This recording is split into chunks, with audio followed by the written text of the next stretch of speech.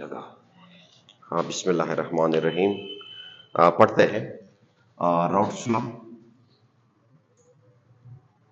और routes law. और हल कल हमने क्या पढ़ा था? कल हमने पढ़ा था कि राउट्स लॉ में हम क्या लेते हैं, दो वोलेटाइल सॉल्वेंट लिए थे, इस तरह था। आज इस तरह नहीं है, आज हम लेते हैं वोलेटाइल सॉल्वेंट, तो लेते हैं वोलेटाइल सॉल्वेंट लेते हैं, और नॉन वोलेटाइल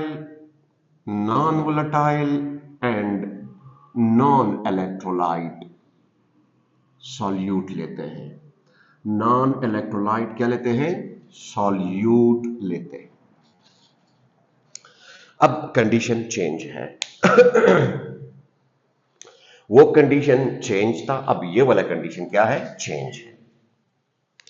लेकिन फिर भी राउट्स लॉ के लिए जिन जिन चीजों की जरूरत है वो कल मैं बता चुका हूं। डाइल्यूट सोल्यूशन के लिए इस्तेमाल करते हैं, इसी तरह आइडियल सोल्यूशन के लिए इस्तेमाल करते हैं, जिसमें डेल एच नेग 0 हो और डेल वी 0 हो। अब इधर आप लोग थोड़ा सा देखें कि हमारे पास एक प्योर सॉल्वेंट है जिनको राउट्स लॉ में हमने कहा है कि ये हमारे पास एक सॉल्वेंट है जिसको हमने पी नॉट ए से रिप्रेजेंट किया है, हर जगह पर पी नॉट ए सॉल्वेंट है। लेकिन इस सॉल्वेंट का वेपर प्रेशर होगा, क्या होगा? वेपर प्रेशर, क्योंकि ये वोलेटाइल है। क्या है? वोलेटाइल है, ये वोलेटाइल है। अभी क्या है? प्योर लिक्विड है, प्योर लिक्विड है जो कि सॉल्यूशन फॉर्म में नहीं है। अब एक और क्या है, हमारे पास एक और सॉल्यूट है जो कि यहां पर मैं ये नहीं कहता कि ये वोलेटाइल है, इसका मैं वो वेपर नहीं बनाऊंगा क्योंकि ये नॉन वोलेटाइल है, नॉन वोलेटाइल है। लेकिन इलेक्ट्रो यानी आइंस भी नहीं बनाते, लाइक यूरिया हम डाल दे या लाइक शुगर हम डाल दे तो आयोनाइज नहीं होते। सही? तो ऐसे कॉम्बिनेशन को आप इसको आप नाम दे दो पी नॉट बी नाम दे दो, लेकिन ये सिंपल सी बात है, ये वोलेटाइल नहीं है। क्या नहीं है? वोलेटाइल नहीं। अब इसमें मैं वेपर प्रेशर यानी इसका वेपर प्रेशर नहीं है। यू समझो कि इसकी जो नंबर ऑफ मोल है वो हम x2 से रिप्रेजेंट कर रहे हैं, सॉल्यूट है, और ये है भी सॉल्यूट। क्या है? सॉल्यूट है। What about? यदि सॉल्यूशन के दो बाइनरी सॉल्यूशन के दो पार्ट्स होते हैं ना, एक सॉल्वेंट और एक सॉल्यूट, इसको आप समझो सॉल्वेंट। इसलिए कह रहा हूं कि अभी से कॉन्सेप्ट क्या करो, क्लियर करो, ताकि आपको इस टॉपिक का अंदाजा हो जाए कि राउट्स लॉ यहां पे क्या फरमाते हैं। यानी इसका वेपर प्रेशर है,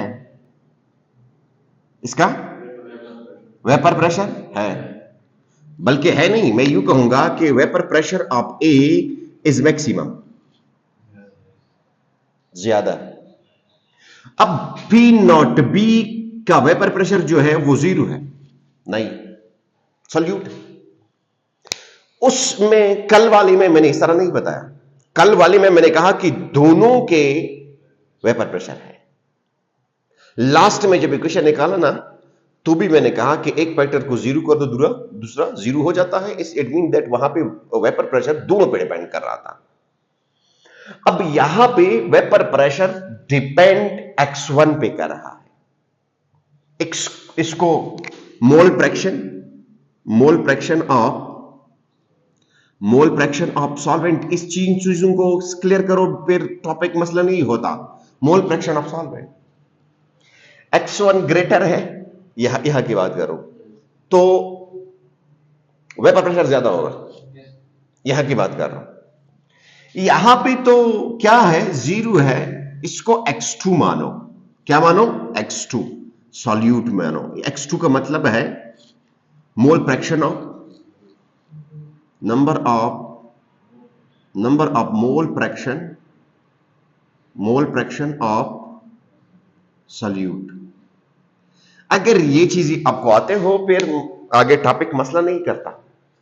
अब इन दोनों से मैंने एक सॉल्यूशन बनाना है, चेक कर लो।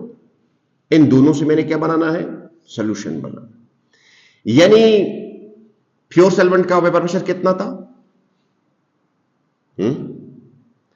प्योर सॉल्वेंट का वेपर प्रेशर कितना था? ज्यादा था ना। यहां पे साइन लगाया है मैक्सिमम, साइन लगाया है मैक्सिमम। अब जब इसमें ये भी आ गया और ये भी आ गया, यानी दोनों को मैंने डाला। सॉल्वेंट में मैंने नॉन वोलेटाइल सॉल्यूट को डाला। अब क्या है? अब ये है कि वेपर प्रेशर होगा इस सॉल्यूशन का, लेकिन क्या कहा? इसको पीएस समझो, vapour pressure of solution. Vapour pressure of solution होगा लेकिन कम होगा। क्या होगा? क्यों? क्योंकि मैंने सॉल्यूट डाला, मैंने सॉल्यूट डाला। यानी यहां पे इसके वेपर प्रेशर में कमी आएगी। क्या आएगी? कमी आएगी। लेकिन डिपेंड इस पे करता है कि इस सॉल्यूट आपने कितना डाला है। यह हमारा टॉपिक है आज का। इस सॉल्यूशन में सॉल्यूट कितना डाला है? कम डाला है, वेपर प्रेशर ज्यादा होगा। ज्यादा डाला है, वेपर प्रेशर कम होगा। अब देखिए, फॉर एग्जांपल, ये मैंने 1 ग्राम डाला है। कितना डाला है? 1 ग्राम। 100 लीटर में, 1000 लीटर में, या 1 लीटर में, 1 लीटर में समझो 1 मोल, 1 लीटर में कितना डाला है? 1 ग्राम। अगर मैं इस तरह करूं कि एक दूसरा सॉल्यूशन बनाऊं जिसमें मैं अगेन 1 लीटर पानी लूं, सॉल्वेंट की मिकदार वही रख दूं जो यहां पे मैंने रखा है। इस सॉल्यूट की मिकदार को क्या करूं? इंक्रीज करूं, 2 ग्राम कर दो। सॉल्वेंट वही है, 1 litre 1 litre 1 litre 1 litre. Solute की मिकदार को क्या करो? एनहांस करो, इंक्रीज करो। तो आप मुझे बताइए कि यहां पे सॉल्यूट कम, यहां पे सॉल्यूट, ये सॉल्यूशन डाइल्यूट, इसके मुकाबले में ये कॉन्सेंट्रेटेड। लगी समझ में? Which solution has which one has lower vapor pressure? A, इसको नाम दियो A, या concentrated solution, B dilute solution. जी बताओ। मैंने कहा कि which one has lower vapour pressure. अब देखिए, इसमें सॉल्यूट 2 ग्राम आ गया, इसमें सॉल्यूट 1 ग्राम आ गया। अब नंबर ऑफ सॉल्यूट जब इंक्रीज होते हैं तो वेपर प्रेशर डिक्रीज होता है।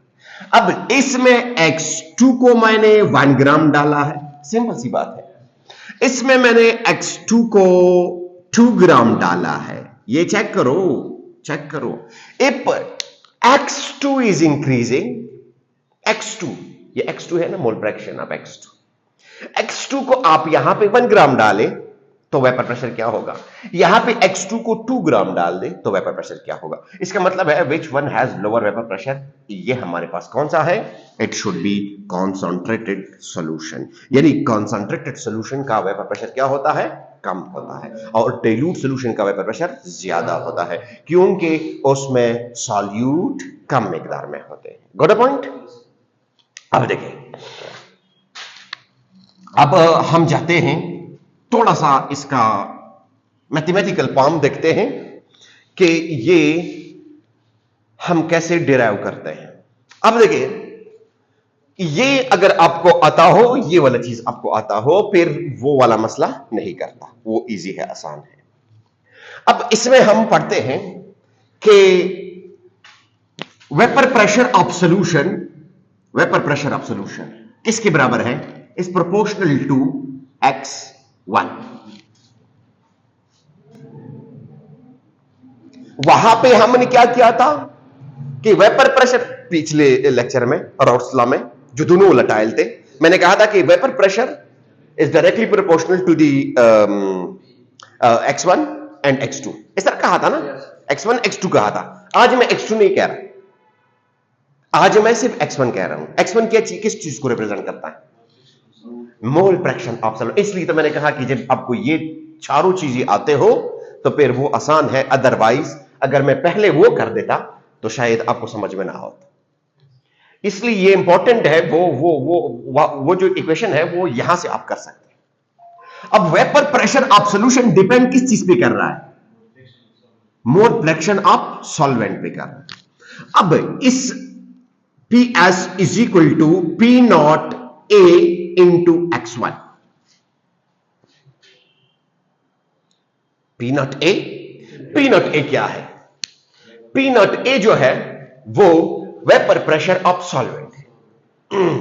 यानी इसका मतलब क्या है कि सॉल्यूशन का जो वेपर प्रेशर है वो mole fraction of solvent and vapour pressure of solvent के बराबर है।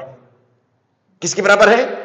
सॉल्वेंट के बराबर है स्टूडेंट। सॉल्वेंट की, सॉल्यूट का तो वेपर प्रेशर 0 है, नहीं है।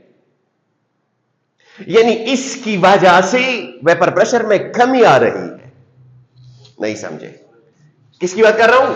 x2 की वजह से क्या आ रही है? कमी आ रही है सॉल्यूशन में। अब इसलिए हम इसको इस तरह लिख सकते हैं, PS is equal to P naught A into 1 minus x2। ये कल भी हुआ था। x1 plus x2 is equal to 1। अगर मैं x1 को निकालना चाहूं, x1 is equal to 1 minus x2, इस पे मैंने, आप वीडियो चेक करें, इसमें मैंने न्यूमेरिकल भी की। अच्छा, अब P naught A into 1 minus x2, तो इसको हम लिख सकते हैं PS is equal to P naught A minus P naught x2। P naught A x2, P naught A x2। अब ये आपको क्लियर होने चाहिए कि हम बात किस चीज की कर रहे हैं।